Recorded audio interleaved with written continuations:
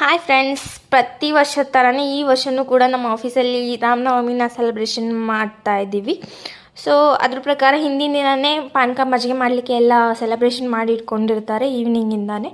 So ಇದರಲ್ಲಿ main ಬಂದ್ಬಿಟ್ಟು ನಮ್ಮ ಲಾಜಿಸ್ಟಿಕ್ ಟೀಮೇ ಜಾಸ್ತಿ ಮಾಡೋದು ಕೆಲಸ.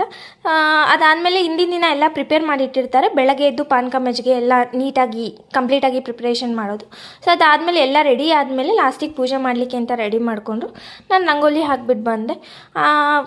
ಸರೌಂಡಿಂಗ್ ಎಲ್ಲ ಟೀಮ್ ಆಫೀಸ್ ನಾರ್ಮಲ್ ಹೇಗಿರುತ್ತೆ ಹಾಗೆ ಬಂದಿರ್ತೀವಿ, ಎಲ್ಲ ಸ್ವಲ್ಪ ರೆಡಿ ಆಗಿಬಿಟ್ಟು ಬಂದಿದ್ವಿ ಅವತ್ತು. ಸೊ ಪೂಜೆ ಎಲ್ಲ ಮುಗಿಸಿ ಇಂಟರ್ನಲ್ ಟೀಮ್ ಎಲ್ಲ ಬಂದುಬಿಟ್ಟು ಪಾನಕ ಮಜ್ಜಿಗೆ ತೊಗೊಂಡು ಸೊ ರೋಡಲ್ಲಿ ಹೋಗೋರು ಬರೋರಿಗೆಲ್ಲ ಪಾನಕ ಮಜ್ಜಿಗೆನ ಡಿಸ್ಟ್ರಿಬ್ಯೂಷನ್ ಮಾಡೋಕ್ಕೆ ಸ್ಟಾರ್ಟ್ ಮಾಡಿದ್ವಿ. ಫುಲ್ ಯಾವ ವೆಹಿಕಲ್ ಬಂದರೂ ಬಿಡಲ್ಲ, ಯಾಕಂದರೆ ಅದು ಸೌತ್ ಇಂಡ್ ಸರ್ಕಲ್ ಜಂಕ್ಷನ್ ಬೇರೆ.